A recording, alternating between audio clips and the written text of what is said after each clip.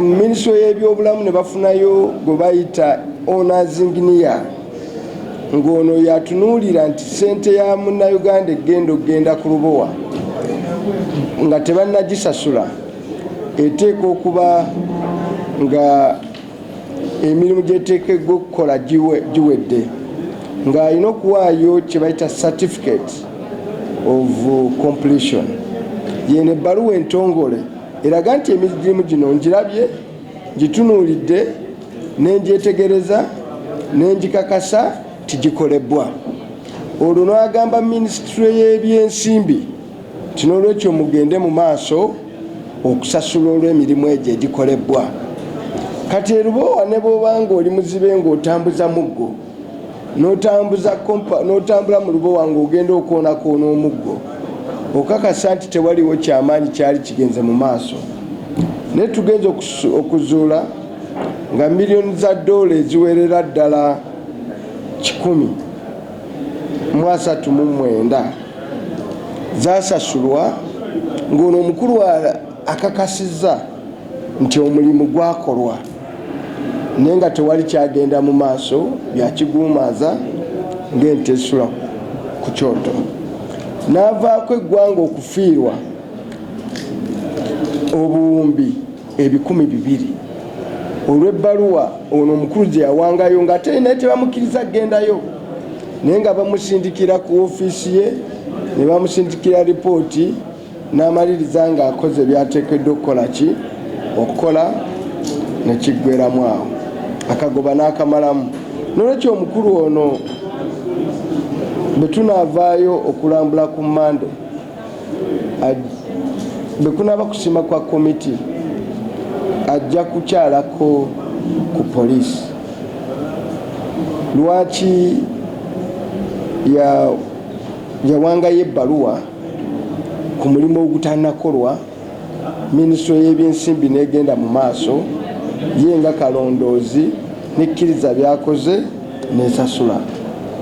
Ndowooza omulimu gwe oba oli awo teyalafuuba na kulaba ng'agukola mu bumalirivu. N'olwekyo tulowooza nti kyova tumulayiza n'omulayiza nti ebyo byayogedde era ajja bikakasa ne ku lunaku luli ng'ali ku poliisi. Katulinde ebbalaza nga tutuuseeyo atulage ebyamagero ye bye yalaba ffe bannayuganda bye batakola ki bye batalaba. Oba oli awo abayita ku Ntebe roodi tebalina bizungirizi mu maaso gaabwe birengera wala nga bo bonna abayitako bali short sighted balabira awo ku luguudo we bali ne batalaba bizimbe namutayiika ebisituse ku kasozi Lubowa. Ono yinginiya ye ng'omukugu abiraba naye oba oli awo nga babizimba wansi eyo mu basement kubanga abantu njagala bategere tetuzimba waggulu yokka ne wansi osobola okuzimba. Oba oli awo bo abalubowa mu kifo ky'okuzimba nga bagenda waggulu bazimba badda wansi n'olwekyo temutambulangayo kulaba yinginiya bye yalaba. Naye ekyo tunaakisalawo olunaku olw'ebbalaza era minisitule ewadde obweyamu akakiiko kano kyejja kukulemberamu akakiiko tutukeko mu kifo ekyo tulabe amakula agakolebbwa obutitimbe bw'ensimbi awo kasozi Lubowa ebigenda mu maaso. Kyaffe kyakubisaamu ngatto nga minisitule tukulembedde ne tugenda ku Lubowa. Ate ffe amateeka ge tutambulirako tetukkirizibwa kusalawo nakola bye tusalazeewo nga tuli mu kuteebereza.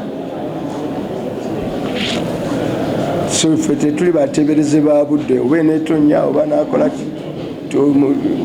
otuyita musoke nti tugirege. Yakola ebyo n'ateeka ekirofo kyaffe kyakubeera ku Sky ne kamera ne bannayuganda balabe Mande ssaawa 3 kwanza amaaso ku lutimbe tusimbula wano ssaawa 3 temwekwasa nti temwamanya temwategedde tugenda awo Entebbe roodi tudde tukole emirimu emirala.